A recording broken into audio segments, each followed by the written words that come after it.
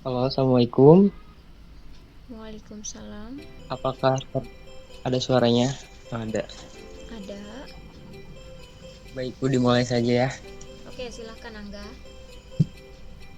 Perkenalkan, nama saya Angga Padilla. Saya perwakilan dari kelompok 8. Ingin menjelaskan tentang apa itu teknologi web, apa itu perkembangan web, sejarah web, dan kekurangan dan kelebihan. Ini ada nama-nama kelompok dari kelompok 8. Yang pertama, Hanif Nur Roshid, dan saya Angga Padilla, dan ketiga Rohayanti. Mungkin di sini Ranti berhalangan masuk karena bekerja, Bu. Dan mohon maaf yang sebesarnya. Mungkin menurut saya PPT ini kurang lengkap, masih banyak yang harus direvisi karena kekurangan materi juga. Intinya masih banyak kekurangan. Oke, bisa dimulai saja nih. Teknologi web. Salah satu teknologi web yang sangat berkembang dan menjadi perhatian saat ini yaitu Visual Code. Mungkin ada beberapa orang yang tahu apa itu Visual Code. Ya, merupakan salah satu teknologi dalam membangun web. Ada yang tahu itu Visual Code?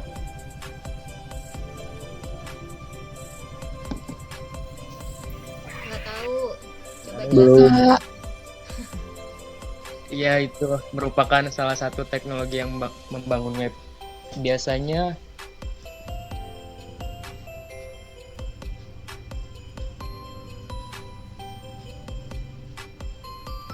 di awal, bukan di awal sih, di semester gue itu pernah diajarin pemrograman, kayak diajarin pemrograman sama Pak Andi. Mungkin ada beberapa orang yang menggunakan Visual Code untuk buat ngoding kayak Python gitu. Banyak sekali framework yang digunakan dan dikembang seperti kayak contoh framework PHP, framework HTML, framework JavaScript, dan lain-lain.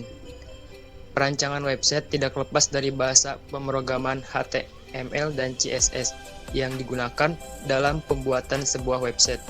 Seringkali membutuhkan banyak waktu mengatur tampilan, terutama dalam segi desain,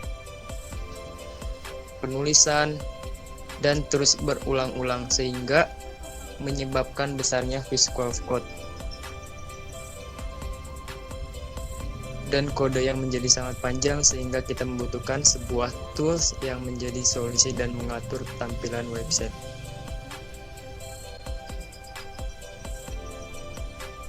Oke, perkembangan web merupakan salah satu halaman situs yang merupakan bagian nama domain di World Wide Web.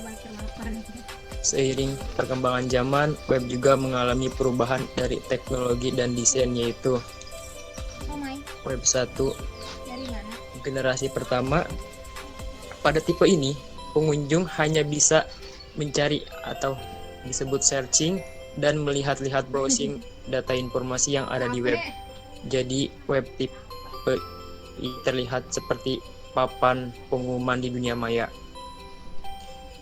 Untuk generasi kedua, website yang muncul di tahun 2003 atau 2004, para pengguna hanya bisa dimanjakan dengan berbagai fasilitas, yaitu komunikasi dua arah, tidak hanya dengan webmaster, namun dengan orang lain di belahan dunia, dan dapat membuat suatu komunikasi tanpa harus bertemu secara fisik. Lanjut nih. Yang ketiga,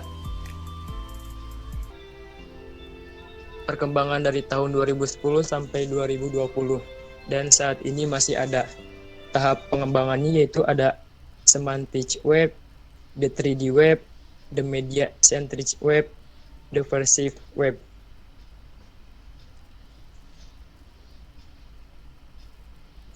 Untuk cara kerja web tersendiri, yaitu user atau pengguna yang mengakses suatu website berupa URL melalui web browser, yaitu media untuk menuju URL yang diakses. Kedua, kemudian web browser tersebut mengirimkan permintaan atau request berupa HTTP request kepada web server melalui layer-layer TCP atau IP. Kemudian web server memberikan web files yang di request jika ada. Keempat, web files yang telah diberikan tadi tidak langsung ditampilkan atau di-display begitu saja, namun web server memberikan respon kembali ke web browser melalui HTTP respon yang juga melalui layer-layer TCP atau IP yang kemudian baru diterima oleh web browser dan kemudian dikirimkan kepada user berupa display. Untuk kelebihan web tersendiri yaitu lebih murah juga promosi, lebih juga dalam hal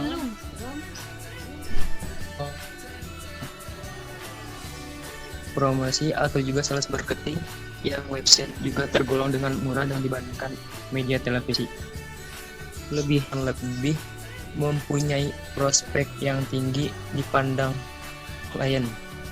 Kedua, tingkat kepercayaan klien juga bisa lebih tinggi dalam website. Ketiga, sebagai media iklan efisien website adalah juga salah bentuk dari e-bisnis dengan media jaringan internet.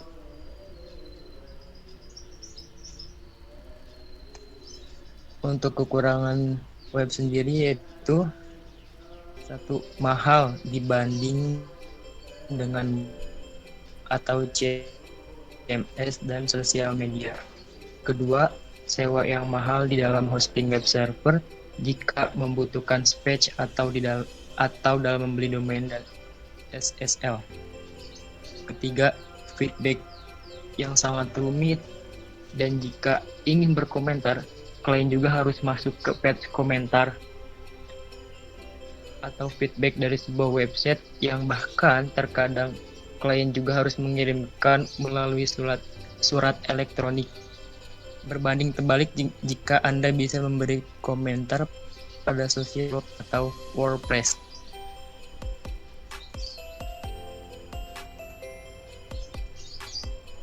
Di kesimpulan, pengguna web sangat membantu masyarakat dalam mengerjakan segala hal yang berhubungan dengan teknologi, penggunaan yang mudah dan fleksibel meskipun jarak dijangkau tidak luas.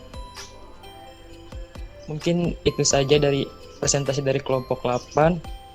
Mohon maaf kurang lebihnya. Terima kasih. Assalamualaikum. Lanjut nih. Ya. Di sini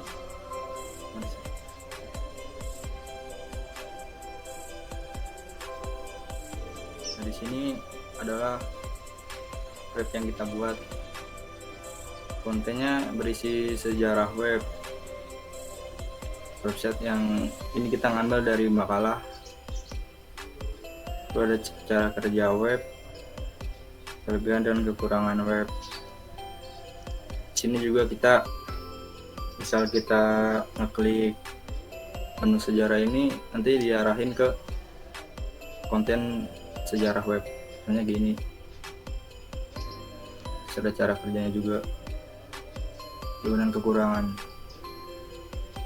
Sini juga kita bikin responsifnya. Jadi misal di desktop tuh berbentuknya kayak gimana, terus sedangkan di HP tuh bentuknya gimana. Nah, ini adalah tampilan misal kita buka di handphone. Tadi kan yang menu yang muncul di sini nih, kalau di HP bentuknya kayak gini.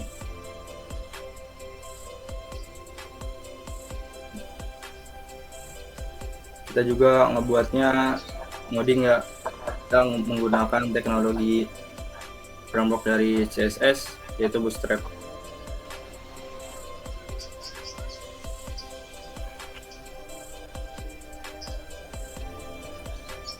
Sekian Bu, itu aja. Terima kasih.